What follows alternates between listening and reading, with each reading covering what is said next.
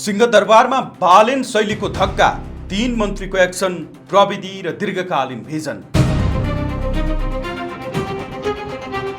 काठमाडौँको रैथाने राजनीति र प्रशासनिक केन्द्र सिंहदरबार यति बेला परम्परागत कार्यशैली भन्दा फरक वेगमा दौडिन थालेको छ। बालेन सरकारका 3 खम्बाका रूपमा हेरिएका मन्त्रीहरू भौतिक पूर्वाधार विकास मन्त्री सुनिल लम्साल, शिक्षा तथा खेलकुद मन्त्री सस्मित पोखरेल र गृहमन्त्री सुदन गुरुङको आक्रामक र जनमुखी कार्यशैलीले सिंहदरबारको प्रशासनिक वृत्तमा ठुलै हलचल ल्याएको छ।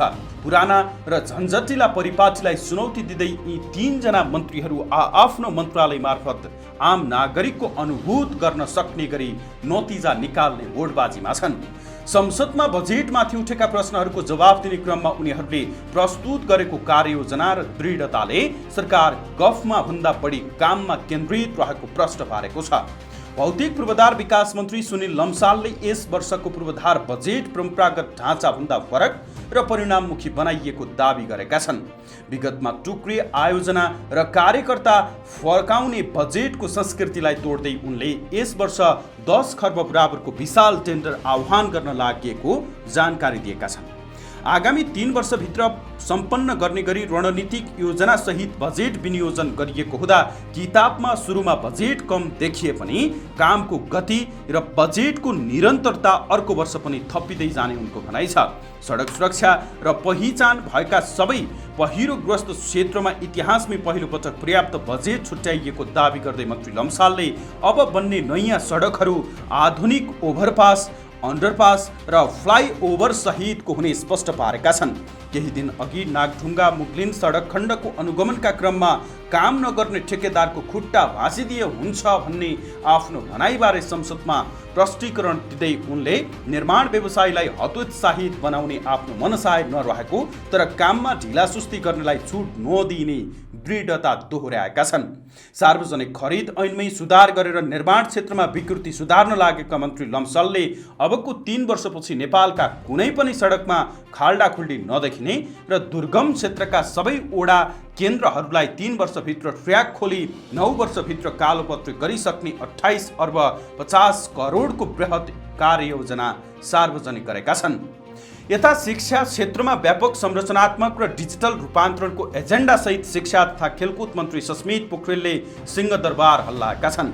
सरकार शिक्षा र स्वास्थ्य क्षेत्रमा लगानी प्रवर्धन गर्न पूर्ण प्रतिबद्ध रहेको बताउँदै विद्यालय पूर्वाधार विकासमा मात्रै 10 अर्ब 45 करोड 24 लाख 4 हजार रुपियाँ विनियोजन गरिएको तथ्याङ्क पेश गर्दै उनले पुँजीगत खर्च न्यून भयो भनी आलोचना गर्नेहरूलाई करारमा जवाफ दिएका छन्। मन्त्री पोखरेलका अनुसार शिक्षा क्षेत्रको वास्तविक सुधारका लागि केवल कङ्क्रिटका भवन र परम्परागत पुँजीगत खर्च मात्रै पर्याप्त हुँदैनन्, बरु शिक्षण विधि, प्रविधि र शिक्षकको क्षमता विकासमा गरिने लगानीले मात्रै ठूलो परिवर्तन ल्याउन सक्छ।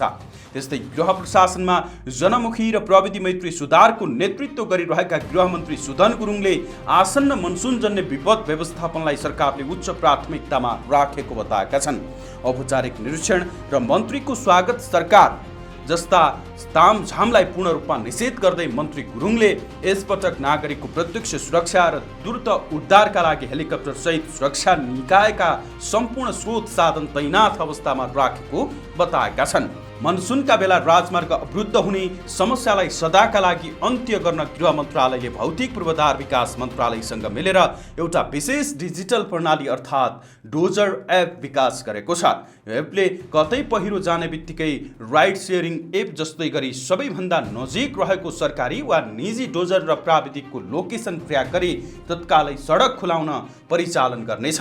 जेनजी आन्दोलनका क्रममा आफूले खेलेको सक्रिय भूमिकाको स्मरण गर्दै उनले नागरिकको ज्यान बचाउने सवालमा कसैसँग सम्झौता नगर्ने र विगतका सङ्कटबाट पाठ सिक्दै यसपालि प्राकृतिक प्रकोप विरुद्ध प्रतिशोध साध्ने शैलीमा आक्रामक तयारी गरेको घोषणा गरेका छन्।